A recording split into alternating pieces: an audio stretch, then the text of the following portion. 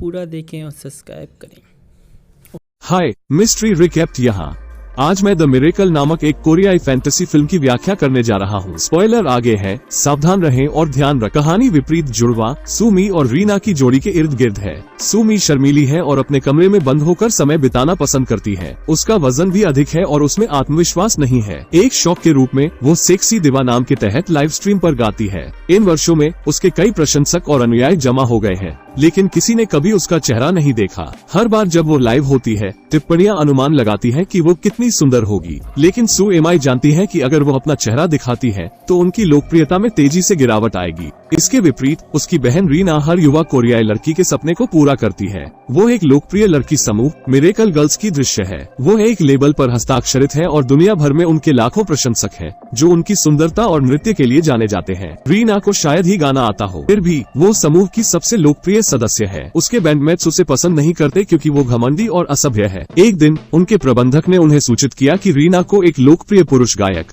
हायसेयोंग के साथ एक व्यावसायिक वीडियो बनाने के लिए बुलाया गया है। दूसरी लड़कियां निराश हैं क्योंकि रीना को उनसे बेहतर गायक होने के बावजूद उनसे अधिक अवसर मिलते हैं। उस दिन बाद में रीना के परिवार का साक्षात्कार करने के लिए कुछ रिपोर्टर लड़कियों के घर आते हैं। हालांकि रीना ने साक्षात्कार के दौरान अपने दिखने से शर्मिंदा होकर सू एमाई को अपने कमरे में रहने के लिए कहा। ये पूछे जाने पर कि क्या उनके कोई भाई बहन है, रीना का दावा है कि उनकी बड़ी बहन विदेश में पढ़ती है और शायद ही कभी घर आती है। सू एमाई अपनी बहन से उसके अनपेक्षित व्यक्तित्व के कारण नफरत करती है। जुड़वा होने के बावजूद वे एक दूसरे के साथ अपने जीवन के बारे में कुछ भी साझा नहीं करते हैं और हमेशा झगड़ते रहते हैं। एक बात जिससे सुमी अपनी बहन से ज्यादा घृणा करती है वो है उसका स्कूल। उसके सहपाठी उसे इतना धमकाते हैं कि वो हमेशा स्नातक होने के लिए बचे दिनों का हिसाब रखती है। दुर्भाग्य से उसके लिए गुंडों के समूह में ग्यो सियोक नाम का एक लोकप्रिय लड़का भी है, जिससे वह प्यार में पागल है। पिछले साल लगभग उसी समय सू एमाई ने ग्यो सियोक के सामने अपनी भावनाओं को कबूल करने का फैसला किया था और उसके लिए एक उपहार खरीदा था, लेकिन दबंगों ने उसे पकड़ लिया और जोर से प्रेम पत्र पढ़ा। सू एमाई अभी भी सबके सामने अस्वीकार किए जाने की शर्मिंदगी से उबर नहीं पाई है, लेकिन ग्यो सेक के लिए उसकी भावनाएं नहीं बदली हैं। कहीं और रीना कमर्शियल के सेट पर जाती है और एक साथी मूर्ति हायसेयोंग से मिलती है। वो रीना से भी ज्यादा घमंडी है और खुद को एक एंटरटेनर से ज्यादा एक संगीतकार के रूप में सोचना पसंद करता है। ये जानते हुए कि रीना केवल अपने रूप रंग के लिए प्रसिद्ध है, वो उसके प्रति बेहद कठोर है। रीना निर्देशक के कहने पर काम करती है, लेकिन हायसेयोंग के लिए व्यावसायिक ध्वनि की अवधारणा गूंगा है। वो इसमें भाग लेने से मना कर देता है और क्षति नियंत्रण करने के लिए अपने प्रबंधक को छोड़ देता है। अपनी चुगली की वजह से रीना को कमर्शियल से भी हटा दिया जाता है। वो रोते हुए घर लौटती है और उसे कोसती है। इस बीच सू एमाई अपने परिवार के कुत्ते के साथ उनके सामने वाले यार्ड में घूम रही है। जब वो नहीं देख रही होती है तो वो घर से बाहर भागता है और गायब हो जाता है। सुमी पूरा दिन उसकी तलाश में बिताती है और एक वृद्ध महिला को जमीन पर बेहोश पाती है। वो गरीब महिला को अपने घर ले जाने के लिए इसे अपने ऊपर लेती है। उसकी दयालुता से प्रभावित होकर महिला उसे अंदर ले आती है और बताती है कि वो टैरो रीडर है। जब टैरो कार्ड चुनने के लिए कहा गया तो सू एमाई ने उनमें से सबसे नायाब कार्ड चुना। महिला के अनुसार यह उसकी इच्छा को पूरा करने वाला माना जाता है। हालांकि संदेहपूर्ण सू एमाई अपनी बहन के साथ जीवन बदलने के बारे में सोचती है, लेकिन फिर वो अपना मन बदल लेती है और कभी वजन न बढ़ने की क्षमता मांगती है।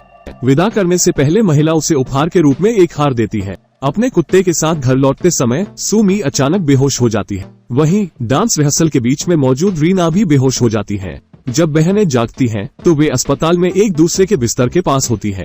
खास बात यह है कि उनकी मां उन्हें अलग अलग नामों से बुलाती है। भ्रमित वे एक दूसरे को देखते हैं और ये देखकर चौंक जाते हैं कि उन्होंने किसी तरह अपने शरीर का आदान प्रदान किया है। वे तुरंत बाहर भागते हैं और वापस जाने की कोशिश करते हुए अपने सिर पर पत्थर से वार करते हैं, लेकिन बेवकूफी भरा आइडिया काम नहीं करता। अन्य योजनाओं पर विचार मंथन करते हुए सू एमाई की नजर उस हार पर पड़ी जिसे टैरो रीडर ने उसे पहले दिया था। वो याद करती है कि उसने अवचेतन रूप से अपनी बहन के साथ जीवन का आदान प्रदान करने के लिए कहा था और महिला के घर जाती है।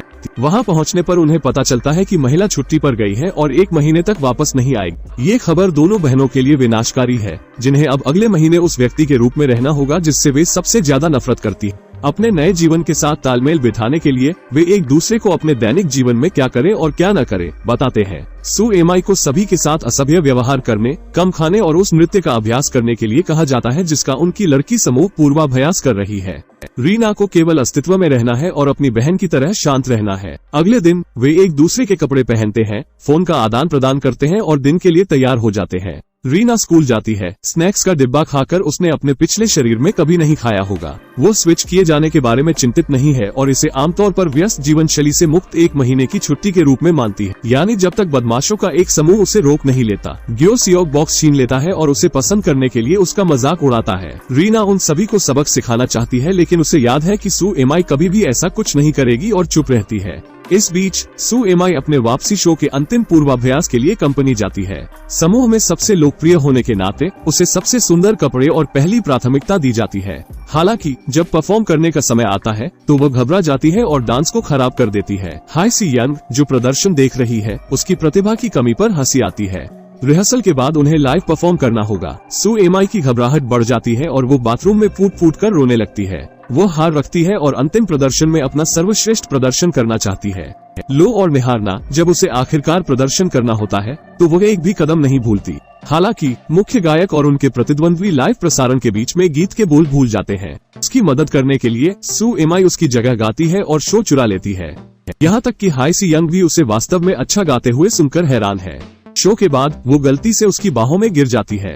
रीना के विपरीत सू एमाई उसकी सुंदरता से मंत्रमुग्ध है। वो मंच पर जाने से पहले उसे नीचे रखता है और एक गीत का प्रदर्शन करता है, जबकि सूमी उसे प्यार से देखती है। घर पर रीना पागल है कि सूमी ने अच्छा गाया, क्योंकि अपने शरीर में वापस जाने के बाद लोग उससे ऐसा ही करने की उम्मीद करेंगे। सू एमाई ने अगली बार उसे सबसे खराब करने का वादा किया, लेकिन फिर हाई सी यंग ने उसे पाठ किया और उससे एक युगल गीत रिकॉर्ड करने के लिए कहा। रीना को याद है कि पिछली बार वो अहंकारी था और वो चाहती है कि सू एमाई अपना सर्वश्रेष्ठ प्रदर्शन करे और उसे सबक सिखाए। स्कूल में रीना को सूमी की पत्रिका मिलती है और वो उसे पढ़ती है। उसे जल्द ही पता चल जाता है कि उसकी बहन को बुलियों के कारण दैनिक आधार पर क्या करना पड़ता है। अगली बार जब वो उनसे टकराती है तो वो लड़कियों के मेकअप में से एक का अपमान करना सुनिश्चित करती है। जब लड़की उसे थप्पड़ मारने की कोशिश करती है तो रीना उसका हाथ रोक देती है, जिससे सभी हैरान रह जाते हैं। गियो सिया 100वीं बार उसे पसंद करने के लिए उसे अपमानित करने के लिए आगे आता है, लेकिन रीना बदले में उसे बदसूरत कहती है और चली जाती है। अचानक व्यक्तित्व परिवर्तन से वो स्तब्ध रह जाता है और उसे आकर्षक भी लगता है। प्रशंसक बहुत अजीब है।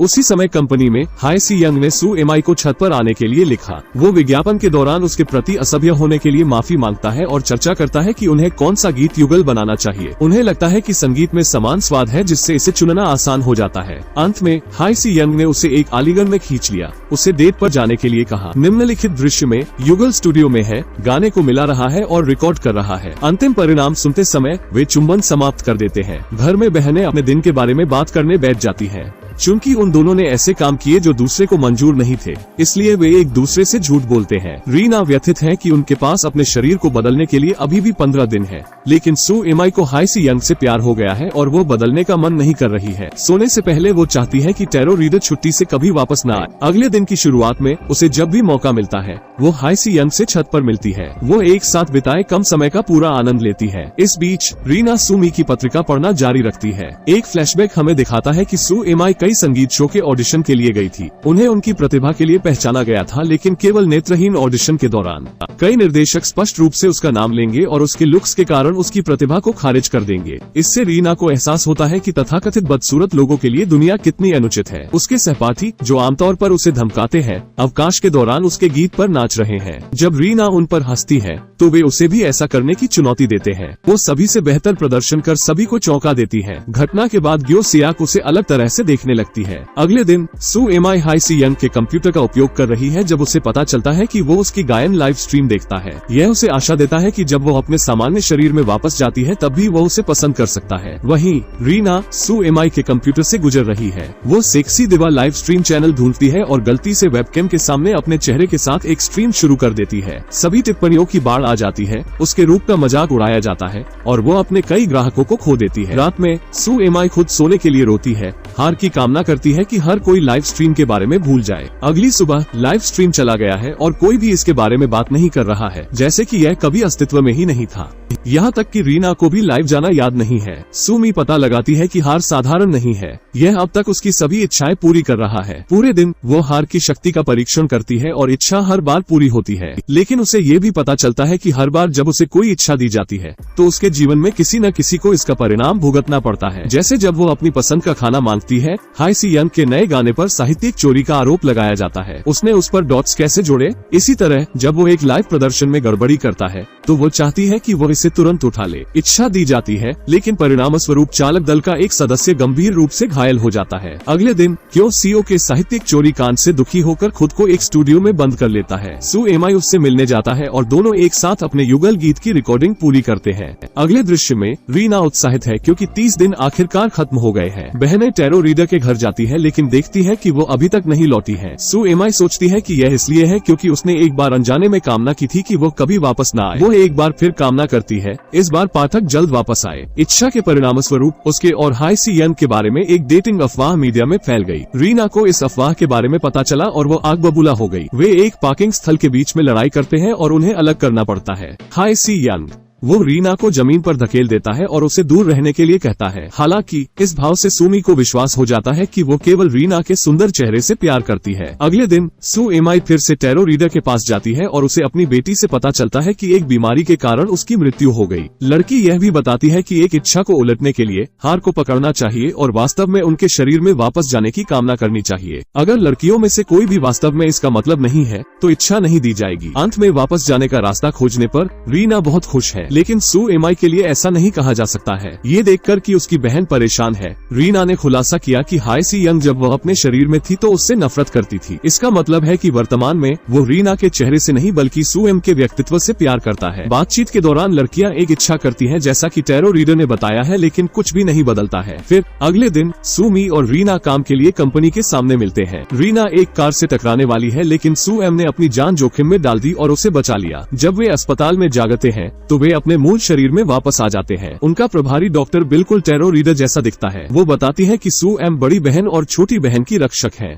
चूंकि उसने रीना को दुर्घटना से बचाकर अपने उद्देश्य को पूरा किया, वे वापस स्विच करने में सक्षम थे। निम्नलिखित दृश्य में रीना हाई सी यंग के साथ ये दावा करते हुए टूट जाती है कि वो उसके साथ देखे जाने से ब्रांड सौदों को खोना नहीं चाहती है। वास्तव में अपनी बहन के प्यार को डेट करना उसके लिए अस्वीकार्य है। धमकाने वाला ग्यो सीओ के भी सू एमआई से माफी मांगता है और व्यक्त करता है कि वो उसे पसंद करने लगा है, लेकिन वो उसे अस्वीकार कर देती है क्योंकि वो हाई सी यंग से प्यार करती है और क्योंकि ग्यो सीओ के एक साधारण है। कुछ हफ्ते बाद हाई सी यंग एक संगीत ऑडिशन आयोजित करता है। रीना सू एमआई के लिए फॉर्म लाती है, उसे भाग लेने के लिए प्रोत्साहित करती है। सू एमआई ऑडिशन में जाने के लिए पर्याप्त साहस जुटाती है, ज्यादातर इसलिए क्योंकि वो हाई सी यंग को एक बार और देखना चाहती है। वो एक साथ युगल गीत गाती है और सभी को प्रभावित करती है। अंतिम दृश्य में हम देखते हैं कि सू एमआई और हाई सी यंग एक साथ एक गीत रिकॉर्ड कर रहे हैं। ये दर्शाता है कि वो ऑडिशन में चुनी गई है। ध्यान दें कि हमने फिर कभी सेक्सी दीवा लाइव स्ट्रीम के बारे में नहीं सुना, इसलिए मैं कहूंगा कि इस कहानी का नैतिक जहरीली इंटरनेट टिप्पणियों को नजरअंदाज करना है। इस तरह के और वीडियो के लिए सब्सक्राइब करें, नोटिफिकेशन चालू करें और चैनल की मदद करने के लिए लाइक करें। देखने के लिए धन्यवाद।